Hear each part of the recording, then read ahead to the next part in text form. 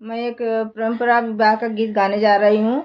बहुत अच्छा है, शंकर जी पार्वती का है। आप लोग पूरा सुनना, लाइक सब्सक्राइब करना। बहुत अच्छा विवाह गीत है, बहुत पुराना है।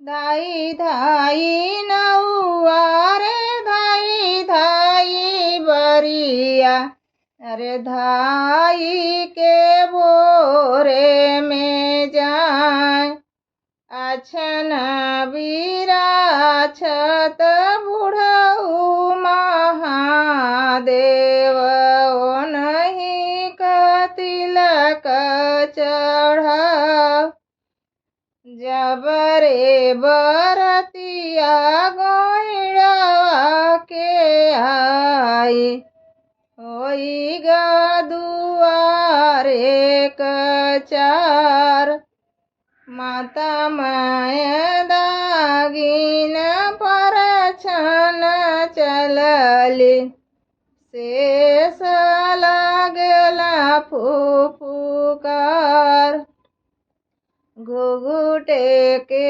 ओलते से बोलली गौरा देई, सुन स्वामी अरज हमार, तनी एक रूप नेवार हो महादेव, नैहर लोग पतिया, भंवरी घूमत सखी तावर आवे, ठेहुनी के बले बले जाए, गोदिया की लई गौरा गई कोहबरवा, शिवली है गोड़वा पसार, हंसी हंसी पूछली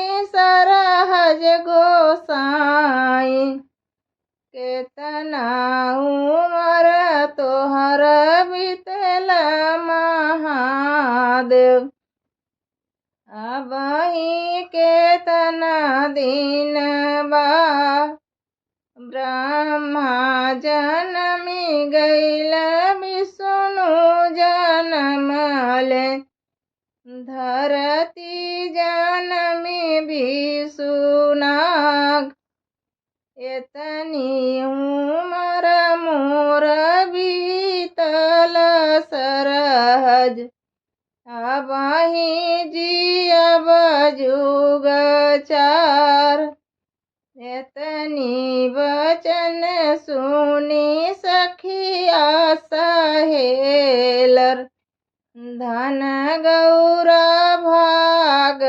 तोहार, एतनी वचन सुनी सखिया सहेलर, अरे धन गौरा भाग तोहार।